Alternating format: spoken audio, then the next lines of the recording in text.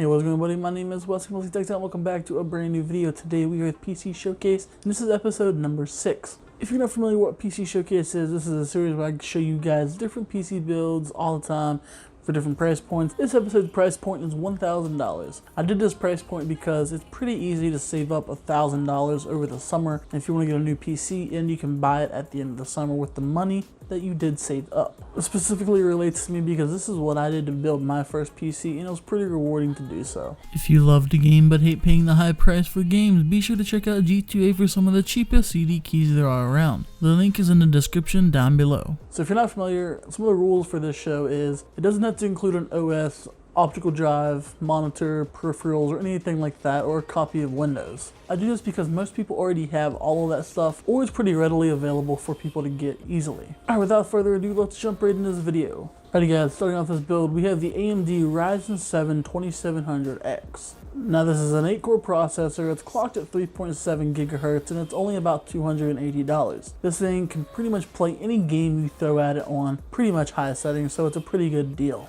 For the motherboard, I chose the MSI B450 Gaming Pro Carbon AC. Such a long name for motherboards nowadays, it's kind of ridiculous. Why not just make it very simple? This is an ATX form factor. It has a max gigabyte for RAM of 64, but I mean, if you really want to, you can bump on up to a different motherboard and it'll give you a lot more RAM options. Now this motherboard has one HDMI and one DisplayPort on board, but you're going to be using a graphics card, so it doesn't really matter how much this motherboard has unless you don't want the graphics card, then it does matter. All in all, this motherboard comes in at around $140. For the cooler to cooler processor, we have the Cooler Master Master Liquid Lite 120. It's a pretty basic water cooler. It gets the job done and it makes your CPU nice and cool, hence the name, and it's only about $50. Next up for the RAM, I chose the G-Skill Ripjaws V series. This is a 16GB kit, comes in two 8GB DIMMs, so you can use that dual channel memory type thing. It's DDR4 3200 MHz, and it's only about $78. For the storage, I chose something pretty simple. It's the Kingston A400 SSD. Now it's only 480 gigabytes, so you might want to throw in another hard drive or just, upgrade to a bigger SSD if you want that. But it only comes in at about $50, so it's kind of a steal nowadays. For the graphics card, I chose the Sapphire Radeon RX Vega 56. This is a pretty new-ish graphics card. It's 8 gigabytes this model, and it comes in at 1208 megahertz clock rate, so it's pretty fast. It has one HDMI and 3 display ports. It can demolish pretty much any game you throw at it, so it's a pretty good deal for only about $300. Next up, to hold everything inside of it, we need a case. For that, I chose the Fractal Design Meshify C. This is an ATX mid-tower case.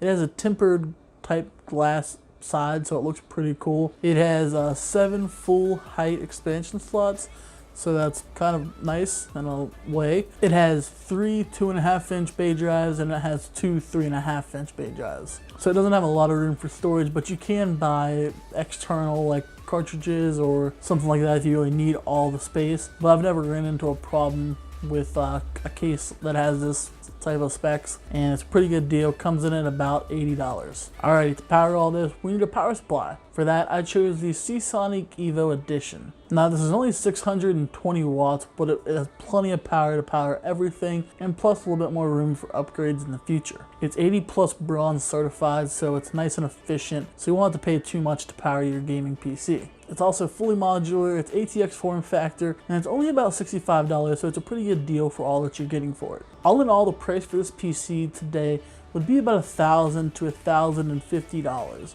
The way prices fluctuate every now and then, it goes up, goes down, but all in all, it's about $1,000, so you work hard all summer, save up that $1,000, and it'll get you a pretty nice gaming PC at the end of the 3 months. Anyhow guys, that's all for this video. If you guys did like, be sure to click the like button down below. It lets me know you like these videos. Also, if you're new, consider subscribing as it helps out the channel a lot, and I really want to get to about 250 subscribers by the end of this year. Also, if you want to check out anything in the video, be sure to click the links down below in the description. You can get all the information, all the PC specs for this PC, and anything else that was mentioned in this video. Also, be sure to go down there and click on my Patreon if you want to help support this channel. You can donate or pledge a few dollars a month if you want. It can help me get new stuff for the channel to review and just have all kinds of new awesome tech to have for the channel so I can make more videos for you all. By no means is that necessary, but it does help out, and if you really want to show your support, you can do that. Anyhow guys, my name is Wesley from WesleysTechTime, and I will catch you guys on the flippity flop.